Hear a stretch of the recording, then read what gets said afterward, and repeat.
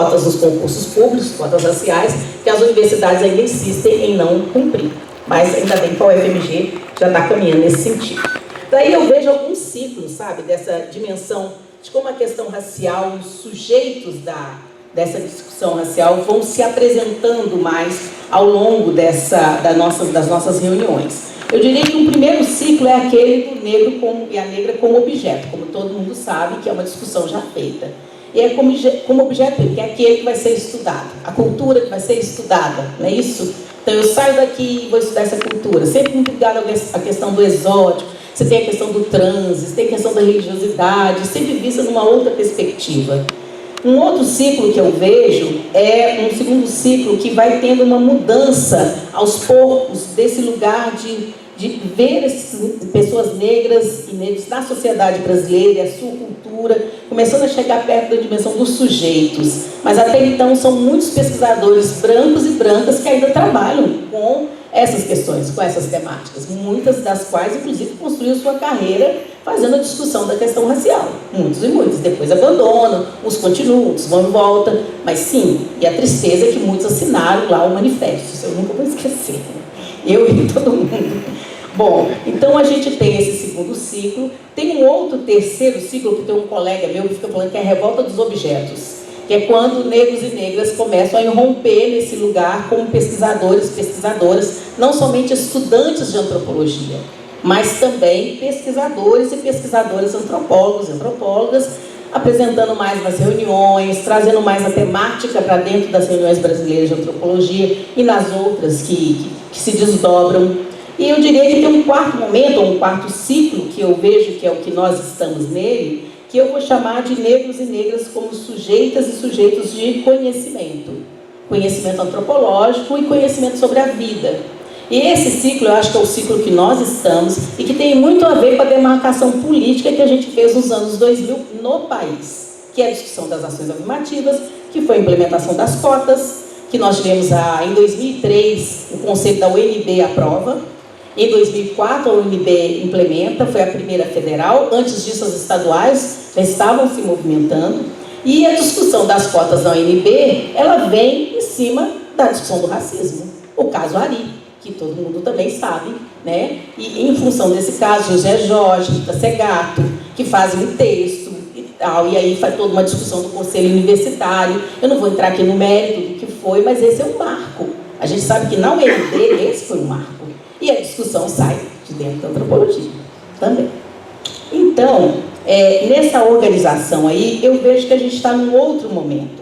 E esse outro momento tem um marco, na minha perspectiva, que é a formação do Comitê de Antropólogas Negros e Antropólogos Negros da ABA. Esse é um momento que faz uma marcação diferenciada, que vem de uma demanda dessas pesquisadoras e desses pesquisadores. O primeiro comitê tem como presidência a Luciana Dias, da Federal de Goiás, e vice era João Batista Félix, de Tocantins, me parece. Agora tem um novo presidente, ou um novo coordenador, que é o Carlos, lá do Maranhão, Carlão, e a Vera da Unilab, que são agora. E esse comitê, quando você vai olhando nos anais, e você vai vendo desde, claro que eu não tenho tempo para fazer isso, mas eu fui lá pegando um por um, a gente começa desde a segunda reunião de 55, quando a gente tem assim, Pierre Verger discutindo o estado de Herê.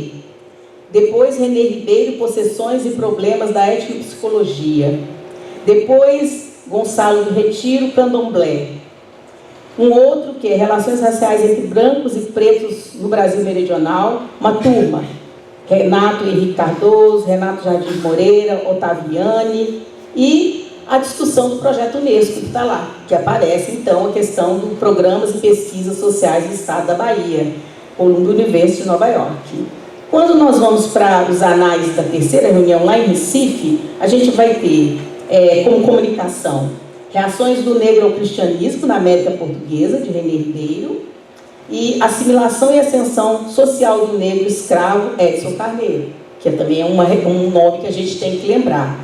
Mas quando a gente vai dessa ali para a 32ª reunião de antropologia, que é o que eu falo que está esse marco, que é essa de outubro a 6 de novembro, no modo remoto, na UERJ, e a gente vê nessa reunião, no mínimo, 2 conferências online com a temática, Mara Viveiros, minha amiga lá da Colômbia.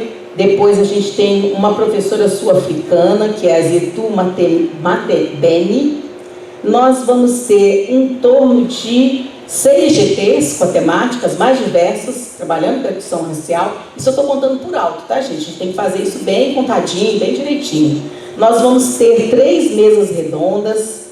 Nós temos também uma série de discussões, de trabalhos, etc., que a gente teria que ver cada GT, ver cada trabalho, o que é que está sendo apresentado, quem que apresentou. Mas se a gente compara da primeira para a 32ª, a gente vê uma mudança radical na presença de negros e negras, ainda com muitos estudantes, né, e muitas estudantes, mas também com pesquisadores. E quando a gente vê que o comitê foi criado na 31ª reunião, na 32ª o comitê já teve uma participação muito mais atuante com a própria diretoria para pensar a reunião. Então a reunião ela toma outro perfil nesse momento e vem tomando depois na 33ª com a participação desses sujeitos e dessas sujeitas. Né? Tem uma discussão que eu me lembro de uma das reuniões que o tema era diversidade e que na mesa só tinha homens brancos. E isso foi um desencadeador dessa discussão do comitê. Eu me lembro disso, eu estava nessa reunião e a única pessoa negra era o garçom que servia. Olha, gente, eu não preciso falar muita coisa, né? Para a gente entender desse nosso lugar no campo da antropologia e de como uma proposta, uma ação de superação do racismo, ela passa também pela discussão epistemológica, acadêmica. E isso significa nós termos uma igualdade e construirmos uma igualdade, uma diversidade no campo que tem a primazia de discutir cientificamente diversidade, que é a nossa antropologia, né? Então, essas questões que eu trago, né, e a provocação, eu fiz uma provocação para mim mesma e estou fazendo provocação para o campo, quando a gente trabalha com o texto do comitê, quando o comitê apresenta o texto é justamente o contrário que aquilo que sempre falam quando a gente pauta a discussão racial. Quer separar, quer segregar, não, racismo reverso, a gente sempre escuta isso. Quando é incrível. Mas não é só do bolsonarista que a gente escuta isso, não. A gente escuta os nossos colegas progressistas. A gente escuta isso, até hoje. Então, o comitê, ele deixa bem claro que a ideia deles é a questão da representação, representatividade, um espaço permanente de reconhecimento científico, uma contribuição plena à aba, às suas diretorias, a uma assessoria. E o motivo é, sim, a luta contra o racismo estrutural, né? E também, que também vai se fazer presente no nosso campo acadêmico. E aí tem um ano de proposições que esse grupo faz, reuniões de planejamento, uma página na internet, Facebook, Instagram, redes sociais, as antropólogas negras, as imagens que aparecem no Instagram, localizando onde existem mulheres negras, professoras que são antropólogas, quais universidades elas se localizam, né, que pesquisas fazem.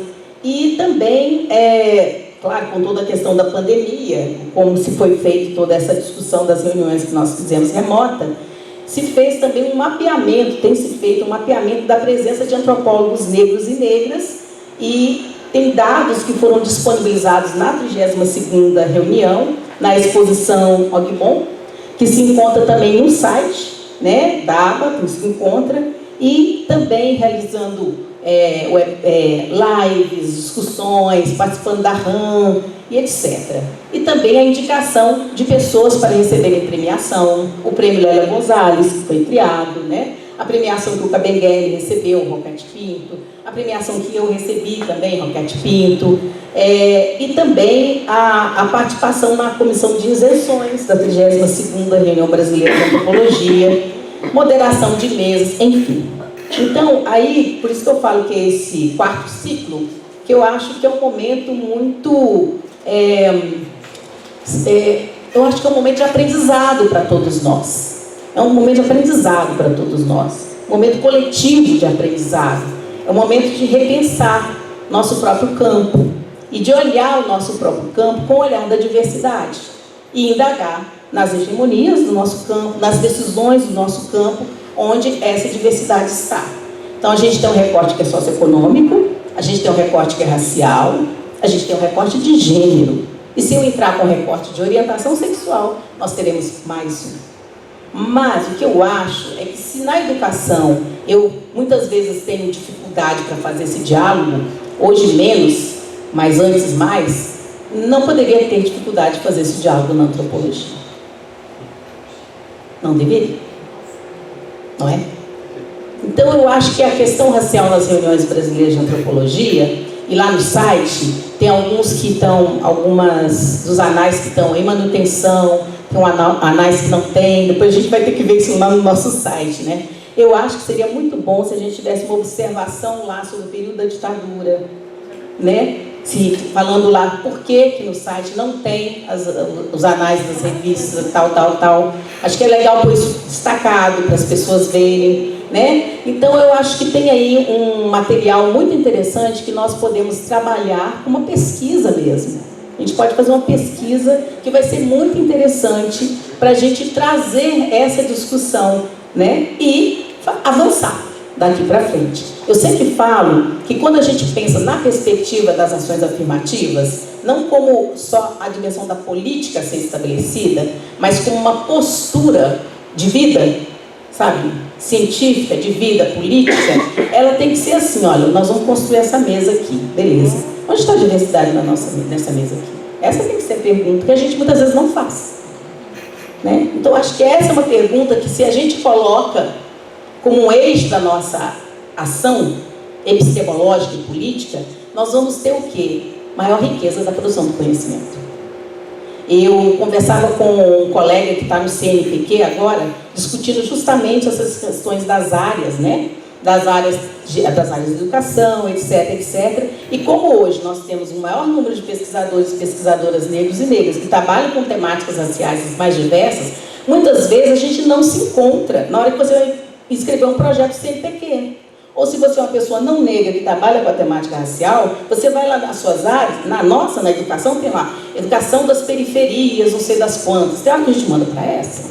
Tem hora que você manda para uma outra lá que você sabe que não tem expertise naquela área para ler, para entender o seu trabalho, etc. Sendo que nós já temos mais expertise nas mais diversas áreas.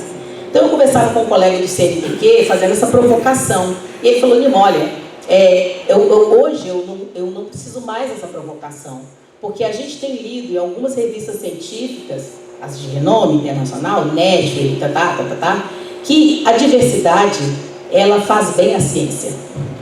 A diversidade faz a ciência ficar melhor. Então, esse é o mote que eu acho. Esse é o mote que eu penso que a gente deve encontrar.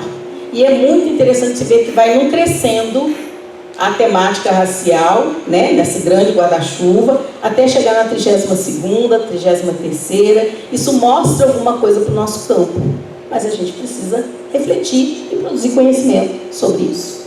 Então, é essa a questão que eu queria trazer de diálogo, de reflexão para a gente nessa noite. Obrigada.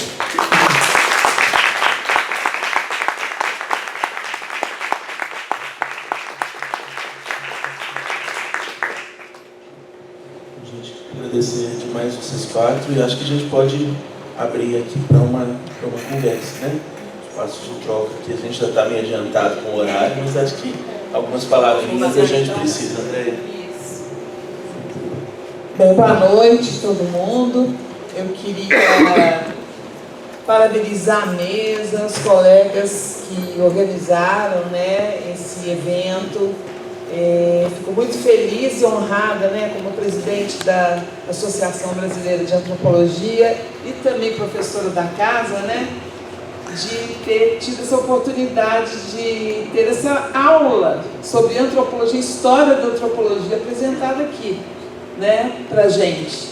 Eu estou bastante emocionada e comovida. Como já foi dito aí, a antropologia na UFMG sempre foi considerada marginal, periférica, né, masculina, e hoje a gente tem uma presidente da aba, mulher, mineira da UFMG, a primeira presidente da UFMG, da história da UFMG, não só mineira, mas da UFMG, né? Então, institucionalmente, é uma responsabilidade muito grande para mim, uma honra muito grande também. Então, uma periférica na presidência da ABA. E a história da ABA que foi colocada aqui, uma história de grandes transformações, né?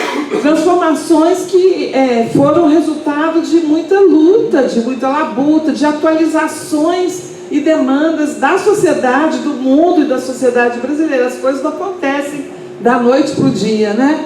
Então a ABA, a RBA, que foi lá de 50 e a primeira reunião 53, né? Com 20 pessoas, quantas pessoas? Poucas pessoas, homens, né?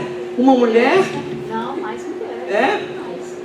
Então, mas dezenas de pessoas, hoje nós temos milhares de pessoas, né? A expectativa, a gente pensar no escopo também da antropologia brasileira, né? A expectativa é que a gente tenha por volta de 2.500, 3.000 pessoas na próxima RBA, que vai ser aqui na UFMG.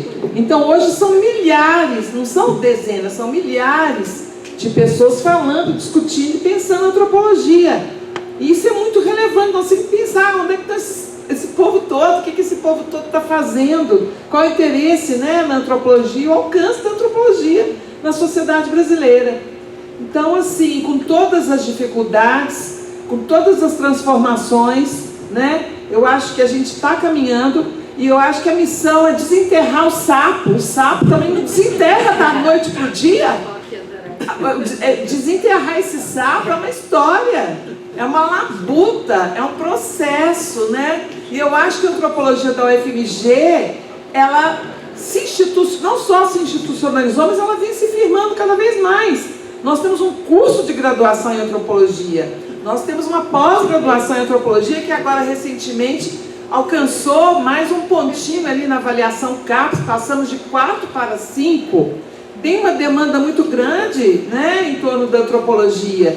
Então eu vejo com muito otimismo, né, o crescimento da antropologia, a institucionalização da antropologia e o fato de ter uma presidente da antropologia da UFMG na ABA é um passinho adiante também nessa coisa de desenterrar o sapo e de trazer também uma novidade na ABA, que é uma aba que sai do eixo Rio-São Paulo, que traz uma antropologia periférica para a aba, mas uma antropologia periférica que é uma antropologia também da UFMG reconhecida hoje como uma antropologia engajada na esfera pública, né? Eu me vejo assim nesse papel. Por que fui escolhida, indicada? Né? Eu acho que por essa inserção e por essa pegada que nós temos aqui da antropologia da UFMG, de um compromisso com uma agenda política de importância para o país, né? Uma agenda política ambiental, uma agenda política indígena, uma agenda política sobre a questão de gênero e sobre a questão racial a duras penas. Acabamos de ter, né, recentemente, 2 professores ingressos no nosso departamento, que era majoritariamente branco, agora tem 2 professores, são passos. As transformações, elas vão sendo, né, são conquistas, né? Então eu acho muito importante dizer isso, porque a luta política que vem trazendo essas transformações e o compromisso da gente, quer dizer, hoje nós temos dois diretores negros na aba, né? A gente tinha uma diretora, temos 2, mais um indígena, o primeiro indígena, né, na diretoria da aba. Então são passos, né? E acho que daqui para frente é um compromisso da gente ir acrescentando mais um tijolinho nesse avanço, né? Em resposta a tantas coisas. Eu estava lendo as regras da próxima RBA, só para encerrar, não vou delongar muito. Como é que a gente vai avançando assim, numa palavrinha, numa coisinha, numa proposta, né? As últimas regras, se for essa coisa dos GTs, das mesas, de se observar as diversidades regionais, né? Aí agora a gente acrescentou, né? Diversidades regionais, étnico-raciais, etc., né? Toda a diversidade, a gente acrescentou uma coisinha a mais ali, né? Como em todas as atividades. E acrescentamos, além disso, mais uma fase: participação de representantes de comunidades, movimentos sociais são bem-vindas em todas as atividades, GTs, mesas, simpósios. Colocamos nas normas de inscrição para a próxima RBA. Então, acho assim, são pequenas, né? A gente vai na pegada dos que vocês colocaram muito bem os nossos ancestrais aqui, os que nos antecederam, e a gente vai caminhando nessa pegada, avançando, né? Então é o compromisso que a gente tem. Eu acho que essa mesa trouxe isso com uma riqueza muito grande, cada uma das apresentações, e o que só mostra também, assim, nos coloca, né, nos mostra assim, o nosso lugar, né? Que lugar é esse que a gente está e o compromisso que a gente tem de caminhar. A gente vem disso daqui, o compromisso dessa luta para avançar, então vamos lá, né? Então, muito obrigada. Eu queria convidar todo mundo para a próxima RBA, que vai ser aqui em julho do próximo ano, de 23 a 26. Vamos lançar o nosso site, que está muito bonitinho, muito alegre. Traz uma arte do Jequitinhonha, traz o tambor, traz as cores das fitas do Congado, mas também LGBTIQIA+. Está muito, né, feito com muito amor, né? E que a gente espera colher esse Brasilzão de antropólogos aí, todo mundo aqui nessas terras mineiras, né? É isso. Muito obrigada, gente. Parabéns pela mesa.